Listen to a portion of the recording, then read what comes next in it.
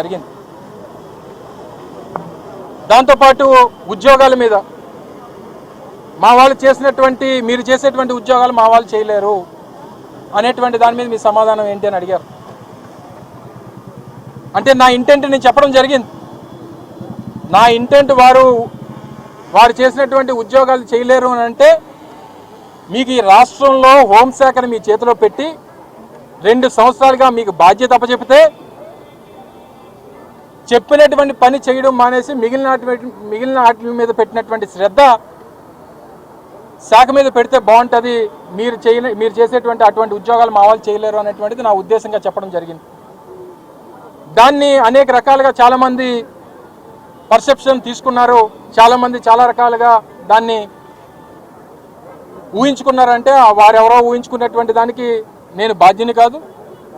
నేను మాట్లాడినటువంటిది నేనే ఉద్దేశంతో మాట్లాడినటువంటి దానికే నేను బాధ్యుని అవుతాను. దానికి నా సమాధానం ఇదే అనేటువంటి విషయాన్ని కూడా వారికి చెప్పడం జరిగింది. మూడో ప్రశ్న, మీరు వాడి వదిలేసినటువంటి బుల్లెట్ ప్రూఫ్ వాహనాన్ని తాను వాడుతుంది అనేటువంటి మాట మీరు మాట్లాడారు. దానికి మీ సమాధానం ఏంటని అడిగారు. అంటే నేను చేసినటువంటి మంత్రి పదవిని మా జిల్లాలో నా తర్వాత మీరు చేస్తూ ఉన్నారు. మీకంటే ముందు నేను మంత్రిగా పనిచేశాను. మీరు నాకు పాఠాలు నేర్పించాల్సినటువంటి పని లేదు.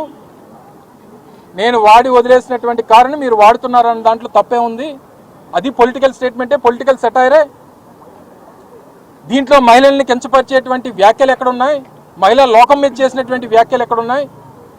యావత్ మహిళలందరూ కూడా దీంట్లో ఇబ్బంది పడినటువంటి సందర్భాలు ఏమున్నాయి అనేటువంటిది నాకు వ్యక్తిగతంగా కనిపించట్లేదు అనేటువంటి మాట వారికి చెప్పడం జరిగింది. వారు దీని మీద మీరు చేసినటువంటి వ్యాఖ్యల మీద మీకు ఏదైనా ఇతర వివరణ కానీ లేదా మీకు ఏదైనా తప్పు అనిపించినటువంటి సందర్భాలు కానీ ఏదన్నా మీరు వ్యక్తపరుస్తున్నారా అని అంటే నేను ఏమీ వ్యక్తపరచలేదు. నేను మాట్లాడినటువంటి మాటలకు కట్టుబడి ఉన్నా. నేను తప్పు మాట్లాడలేదు. నేను వెనక్కి తీసుకోవాల్సినటువంటి అవసరం లేదు. మీరు ఎవరెవరో తెలుగుదేశం పార్టీకి సంబంధించినటువంటి, ఇది వారితో చెప్పినటువంటి మాట కాదు, మీకు చెప్తా ఉన్నా, తెలుగుదేశం పార్టీయో కూటమి పార్టీకి సంబంధించినటువంటి నాయకులు వారు ఊహించుకున్నటువంటి వాటన్నిటికీ నేను సమాధానం చెప్పాల్సినటువంటి పని లేదు. నేను మాట్లాడినటువంటి మాటలకు మాత్రమే నేను సమాధానం చెప్తా.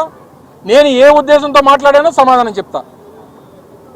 అంతే తప్ప అన్నింటికీ మీరేవో అపార్థాలు చేసుకొని మీరేదో అర్థాలు తీసుకొని దానికి సమాధానం చెప్పంటే నేను చెప్పాల్సినటువంటి పని నాకు లేదు.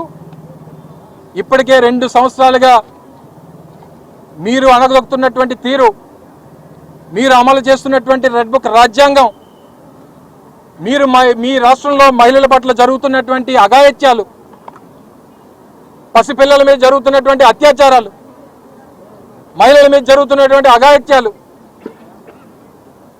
వీటన్నిటినీ చూసుకోవాల్సినటువంటి హోమ్ డిపార్ట్మెంట్ అవి చూసుకోవడం మానేసి రాజకీయంగా మీరు 100 అంటే మేము 1 అంటే మీకు బాధ వచ్చిందా? మీకు కష్టం వచ్చిందా?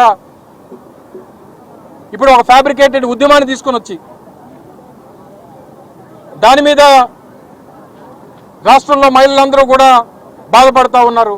చెప్పమనండి, ఒక్క మహిళని బయటకు వచ్చి తెలుగుదేశం పార్టీలు కాకుండా మిగిలిన ఒకరిని చెప్పమనండి.